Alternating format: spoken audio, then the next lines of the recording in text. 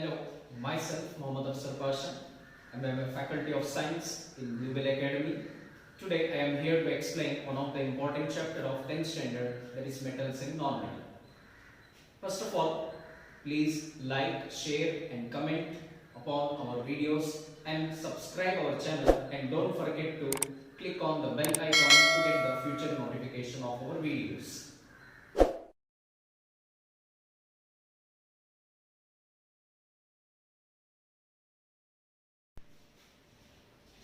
Hello students, today we are here to learn the another one part of the lesson, that is metal and non-metal. That is nothing but today we are going to discuss the part 2.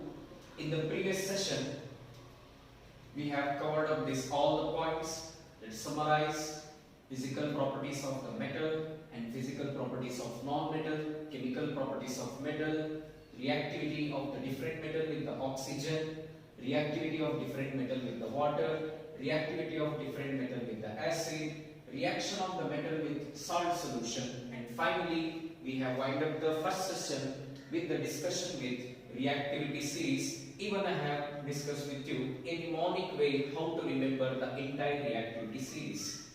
So let's move on. Today, first of all, we will discuss how does the metal react with a non-metal. You are all familiar, all the metals, that is all the elements, they want to attain a octet electronic configuration either by donating or by accepting the electron. So all the metals are electropositive. Electropositive means they are electron rich, and then always they try to donate the electron, and as they will donate the electron, they will attain the noble electronic configuration, nothing but an octet electronic configuration. In the same manner, the non-metals also, they are electronegative, and the electronegative nature, it indicates that the non-metal always they receive the electron and then obtain the octet electronic configuration. Just an example I have mentioned here, you can able to see sodium with the atomic number 11, and if we elaborate the electronic configuration as 281, and it can attain the noble electronic configuration of neon 10. To attain the electronic configuration of the neon 10, it has to lose the one electron. So as it loses the one electron, it gains a positive charge. Already in the 9th standard we have learned, if the element loses the electron, it gains a positive charge and will consider that one as a cation. In the same manner, I have took the another one example of magnesium. Let's move on to here for the non-metals. In the case of the non-metal, I have took the example as a chlorine and the oxygen. Chlorine has an atomic number 17, and if you elaborate the electronic configuration as 287, it can become a noble gas of argon 18. To become argon 18, the chlorine has to receive one electron, then it will attain the octet electronic configuration. So, as we have learned in the 9th standard itself, if the element receives the electron, then it gains a negative charge. So, you can able to see the chlorine have represented in this manner of the anion because it carries the negative charge. So how does this metals and non-metals then react with each other to form a coordination, nothing but bonding? Let's take an example. There is a formation of sodium chloride. Sodium chloride is a common salt that every day we will prefer. You have already in the previous slide, I have shown you that how the sodium it will attain a octet electronic configuration by donating one electron. You can able to see here, sodium is reaching one electron and chlorine is deficient in one electron. So sodium, it transfers the one electron from its outermost shell to the chlorine, then resulting formation of one coordination, and that coordination is resulting in nothing but formation of one bond, and then that bond, it makes the both atoms to relate to each other and led to the formation of sodium chloride. So this is how one of the example how does the metals and non-metals will react with each other. Nothing but the metals and the non-metals will react by complete transferring the electron. Let's take another one example. We have the formation of magnesium chloride. As I told, the atomic number of magnesium is 12 and it is rich in 2 electron. You can able to see in the outermost shell it has a 2 electron rich, and the chlorine it is a deficient in the 1 electron.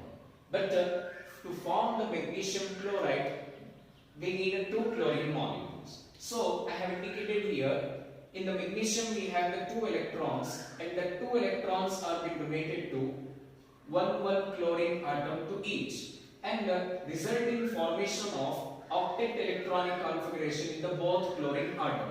As the octet electronic configuration is attained by receiving the electron, nothing but there is a coordination is formed, and that coordination is a bonding, and that bonding resulting formation of magnesium chloride.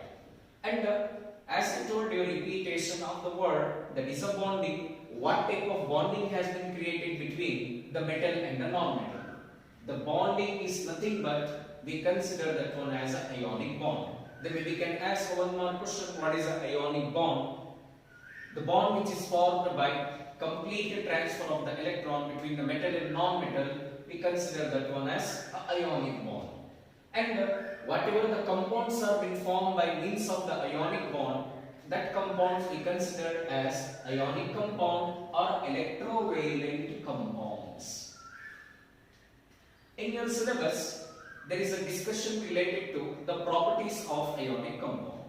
Then we can ask the question for 2 marks, and in between, then we can ask some application based question too. So let's summarize what are the properties of ionic compound.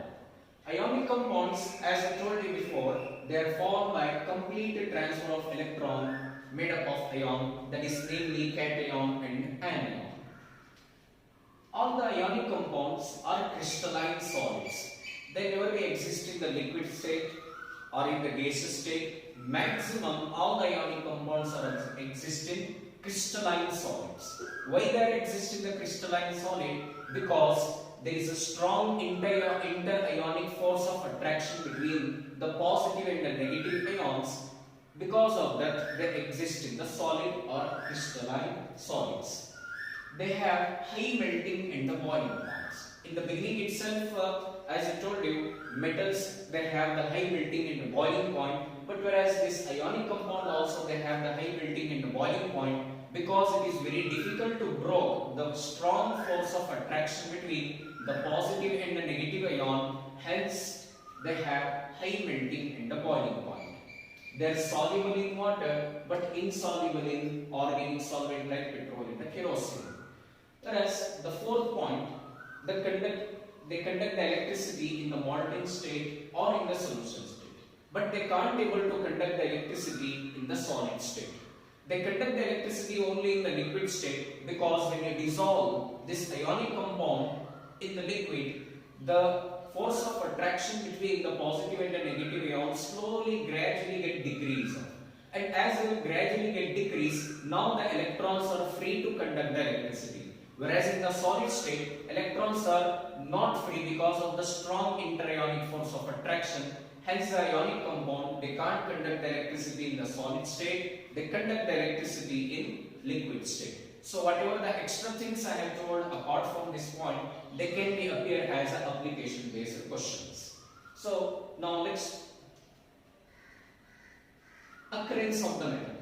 You are all been familiar, earth crust consisting of lot of metals, but some of the metals like gold, silver, platinum, they are found in the free state in the earth crust because they are less reactive. The metals who are all very less reactive, they are available in the free state of the earth crust. Whereas the other metals who are all reactive, either they may be exist as oxide, carbonate or sulfide or halides. They'll combine with some of the impurities and they'll exist. So first of all, let's move on to some of the basic terminology of metallurgy. First one is mineral. Are the elements of the compound which occur naturally inside the earth crust. It is not the man-made, it is naturally occur in the earth crust. we consider them as a mineral. Ore is a mineral from which the original metal can be extracted. Ore is a mineral from which we can extract the metal. Whereas the gangue particle, gangue is nothing but the impurities. As I told you, some of the metals are exist freely in the earth crust, but some of them are exist in the form of oxide, carbonate, sulfide and halides. Along with that, there is a lot of impurities are present, and that impurities like rock particle, sand particle, clay particle, etc. The impurities which are present in the ore, we consider them as a gangue particle. Now, how to extract the metal from their ore? Metals are being extracted from their ore. There are the three main steps we have. First one is concentration of the ore, or even we can consider that one as an enrichment of ore, reduction of the metal, refining and the purification of the metal. So first of all, let's learn the meaning of the word concentration or enrichment of the ore. Concentration or the enrichment of ore is nothing but it is a removal of the gangue impurities from ore by the different method. That is, for every ore we can't use only one particular method to remove all the impurities. For the different ore we have the different method of removing. For example, if you are going to cook the rice, there are the various steps are there. You are not directly going to cook the paddy in the kitchen. You have to remove the water impurities which have been there from the agricultural land to your kitchen. So what are the steps you are following to purify the rice? That various steps we consider that is nothing but concentration. In the same manner, the concentration of ore, the various steps involved to remove the impurities present in the ore is called as concentration of the ore. There is one pictorial representation, even it is there in your textbook also. There is we can classify the metal based upon the reactivity. Already in the previous session also we have discussed that is metals are being classified based upon the reactivity into the three groups. That is metals with the low reactivity, metals with the medium reactive, metals of high reactivity. Metals of low reactive, they are commonly or exist as sulfide. And to purify the sulfide ore, we use a concentration method is a roasting. Then we'll get metal along with some of the impurities, and finally we'll do the refining process and we'll get the pure metal. Whereas metals of medium reactivity, we will follow the two concentration process. That is, there will exist as carbonate ore or sulfide ore. The two process of concentration for the carbonate and the sulfide ore are calcination and roasting. And then after the calcination and the roasting, we'll get the metal in the form of oxide, that is oxides of metal, and followed by the reduction, and then we'll do the refining. Finally, we'll get the pure metal. Whereas metals of highly reactivity, there is one process we'll follow up, that is electrolysis of molten ore. Then we'll get the pure metal. Now let's learn each type of extraction of the metal based upon the reactivity. So first of all, we'll discuss about extraction of the metal low in the activity series, who are all very less reactive. How to extract them? Metals which are low in the reactivity series can be reduced by the metals by heating in the presence of oxygen. So then we can ask here one definition. That is, I have mentioned as a definition here as a roasting. In the next slide, we will discuss about the deep process of the roasting. So for the low reactive metal, how they are being purified. For example, mercury is obtained from the ore. That is, ore of the mercury is cinnabar. By heating in the presence of oxygen, we will heat the cinnabar ore in the presence of oxygen or in the excess of oxygen. When it is heated in the presence of oxygen, it is first converted into mercuric oxide. As I told you before, first we will do the roasting process. As we do the roasting process, we will get the metal in the form of metallic oxide. Then this metallic oxide, it is further reduced. As it further reduced, what we had to reduce? We had to reduce the oxide content. As we reduce the oxide content, then we will get the pure metal. So this is how we can extract the metals who are low in the activity. Copper is obtained from the sulfide ore. That is, the ore of the copper is a copper pyrite by heating in the presence of oxygen. That is, whatever the process we are following to obtain the mercury, same process even we are following for copper also. You can able to see we are heating the copper pyrite in the presence of oxygen. It will be get formed in the form of a copper oxide, and this copper oxide is further reduced. That is, I told you we have to reduce the oxygen content. As it reduces, we will get the pure metal. So this is the first type of extraction of the metal of low in the activity. So let's move on to the next slide. Extraction of the metal that is middle of the activity series. Metals in the middle of the activity series, we have zinc, iron and lead are found as oxide in the sulfide or carbonate ore. They may be exist in all the three: oxide, sulfide and the carbonate. It is easier to obtain the metal from the oxide than from their sulfide or the carbonate. It is very easy to extract or to purify the metals who are being exist in the oxide than from the sulfide to carbonate. So non-oxide ore are converted into oxide ore before the reduction. Then non-oxide ore can be converted into oxide ore before the roasting or by the calcination.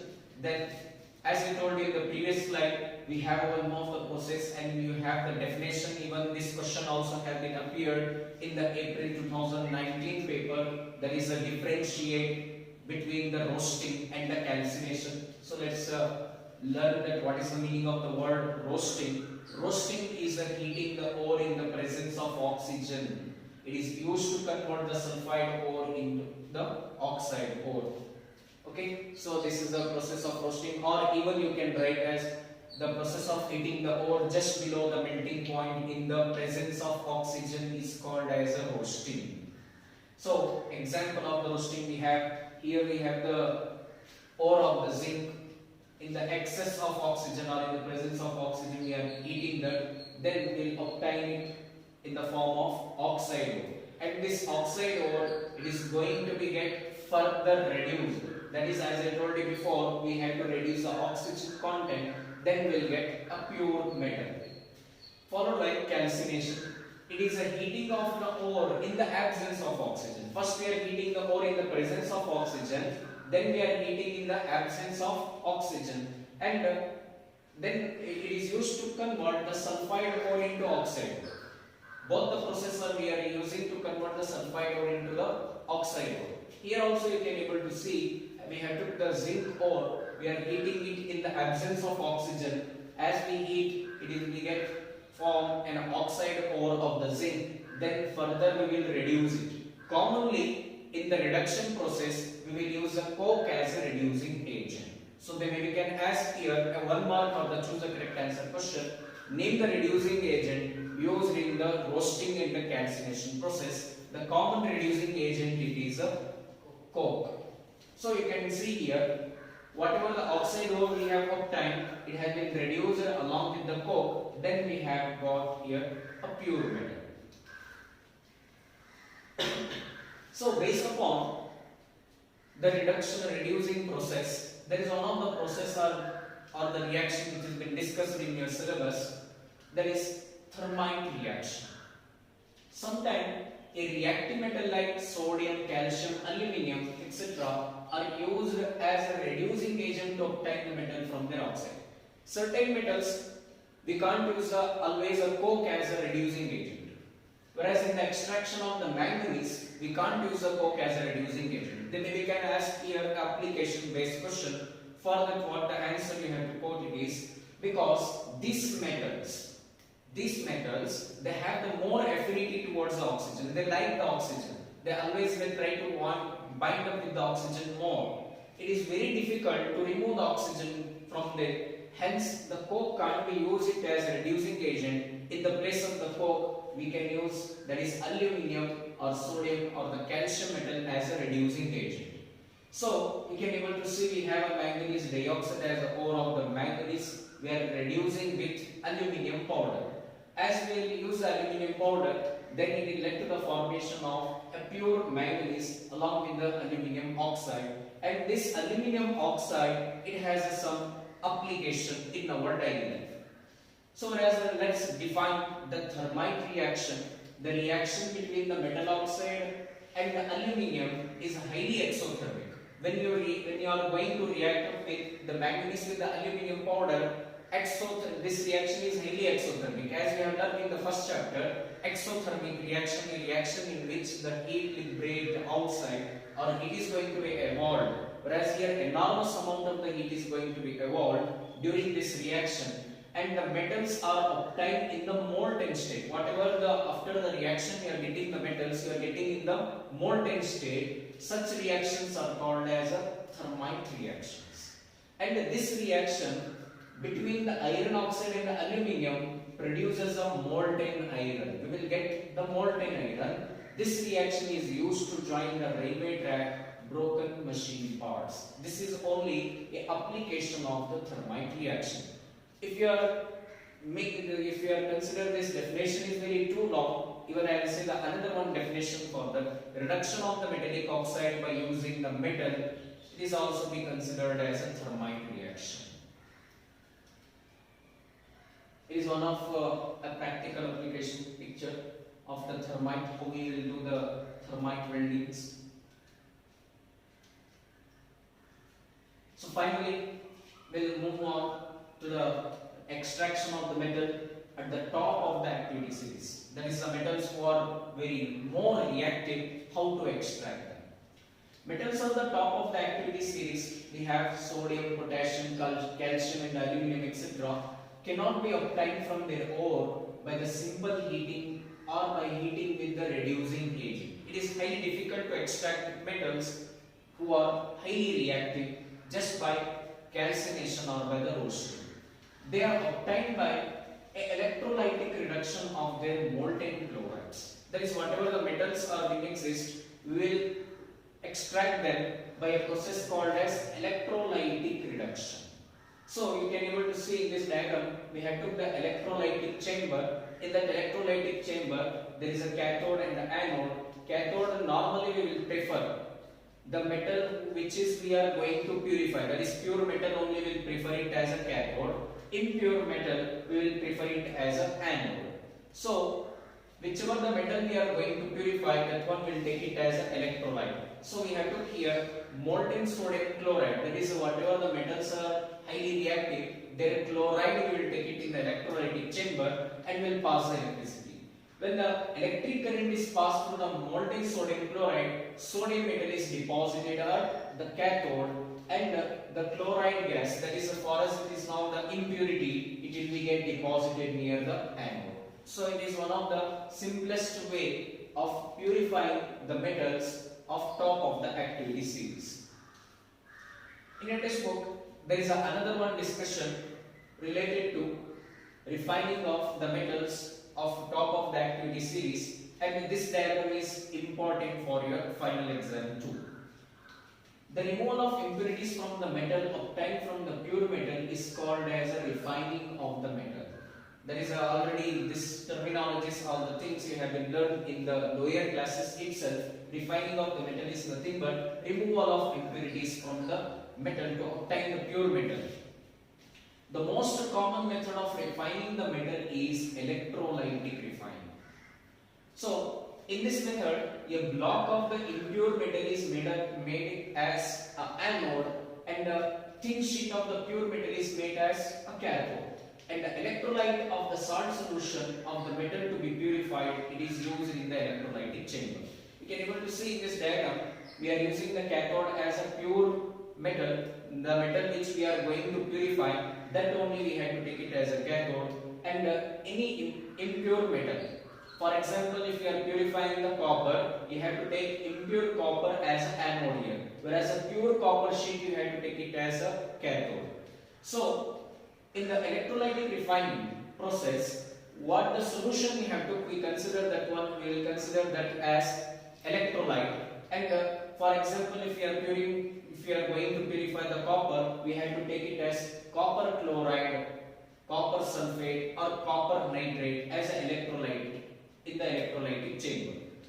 So in the electrolytic refining of the copper, a block of the impure copper is made as anode and the thin sheet of copper is used as cathode. The electrolyte is acidified copper sulfide solution. When the electric current is passed through the electrolyte, a pure copper is deposited at a pure form of the copper anode is deposited at the cathode, and the impurities it will be settled down at the anode. So they maybe can ask here once again a one more question. That is whatever the impurities are going to get deposited in the anode, that impurities we consider that one as a anode mud. Okay. So finally in this chapter there is a discussion related to the corrosion. But whereas this corrosion you have already learned in the first chapter also, but here little bit with a more advancement, with the more detailedly they are discussing about the corrosion. Corrosion is nothing but a process in which metal react with acid, water, moisture, and it forms an undesirable compound, and that undesirable compound we call it as a rust, and the process is called as a corrosion. Whereas not only the iron will be get corroded, other metal also they will be get corroded. For example, this question already have been appeared in the last year final exam. Formation of brown coating of the rust, that is over the iron. Upon the iron, the color of the rust will be the brown. Like this you should have to remember for your final exam. And the gas responsible for the corrosion of iron is oxygen. In the same manner, formation of green coating of the basic copper carbonate over the copper. So color of the rust upon the copper will be the green, and the gas responsible for the corrosion of the copper it is carbon dioxide. And the compound form after the corrosion it is copper carbonate. In the same manner, you can able to see the silver also will be get corroded. Silver, if it is get corroded, the color of the rust will be the black, and the gas responsible is a sulfur, and the compound form after the corrosion it is silver sulfide. You should have to remember in this manner for your final exam. Once again I will repeat: iron, the color of the rust will be the brown, and the gas responsible is oxygen, and the hydrated ferric oxide. The compound form in the iron we consider that one as hydrated ferric oxide, whereas in the case of the copper the color of the rust is green, and the gas responsible is carbon dioxide, and the compound form it is a copper carbonate. Silver, the color of the rust is a black, and the gas responsible is a sulfur, and the compound form it is silver sulfide. There is one activity based question which has been discussed in your textbook also. We have took the 3 test tube here. In the first test tube you can able to see we have took calcium chloride. Calcium chloride it is commonly considered as a desiccant. Desiccant is a material which absorbs the moisture content from the surrounding. Whereas in the second test tube and in the test tube 1 along with the desiccant we have placed one iron nail, and inside the test tube we have a air. But later on I will give the brief discussion about that. In the test tube 2 you can able to see we have took the boiled water. Inside the boiled water we have kept immersed iron nail, and the top of the boiled water we have applied a oil. That is, we have placed one oil layer to avoid the contact. And you know that the oil and the water they will not mix up with each other because of the difference in the density. So at the top of the water there is one oil layer we have. Whereas in the third test tube we have took the normal water. Inside the normal water even we have kept immersed one iron nail. Whereas what we have to remember from this activity is the test tube 1 in which we have kept the iron nail along with the desiccant, it is not going to be get corroded at all. It is not undergo the corrosion. What is the reason? Because this desiccant material it absorbs the moisture present in the air. So the air will be now free of the moisture content inside the test tube 1, hence it is not going to be get corroded. Whereas in the test tube 2, the iron nail that we have kept immersed, that also it is not going to be get corroded. What is the reason? Because you can able to see at the top of the water we have placed one oil layer, and this layer it is not allowing the moisture to be mixed. Because as we have boiled the water, the moisture content has been got reduced in that. So because of that, the iron main which has been kept in the test tube 2, it is not going to be get corroded off. Whereas in the test tube 3, it is going to be get corroded off because inside the test tube we have the moisture content also. Because of that, it has get corroded. So this is a thing to be remember what the activity you have in your test book. So finally, how to prevent the corrosion? These two methods already have learned in the first chapter itself. There is the first method is applying the oil or the grease, and by applying the paint. Based upon the application based question that also you have learned in the first chapter itself, why that metal surfaces are being applied with the oil or grease, or they are being coated with the paint. Because this layer avoid the moisture content, it will not allow the moisture content directly come into contact with the metal surface, by which we can prevent it. Whereas some of the other process also we have to avoid the corrosion. One is a galvanization. In this process, we'll coat a thin layer of the zinc upon the metal. Next, we have the tinning. In that, we will coat the metallic surface with the tin. Electroplating. Electroplating is a technique in which low reactive metal it is coated upon the metal. A technique of placing the one metal over the another metal.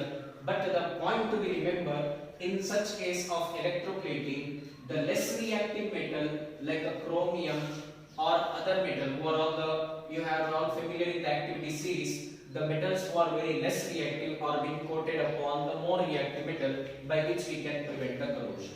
And finally, by alloying also we can avoid the corrosion.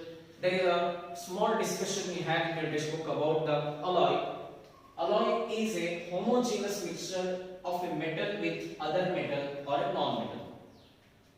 And some of the alloy with their constituent have been discussed in the textbook. Steel, it is a alloy of iron and carbon.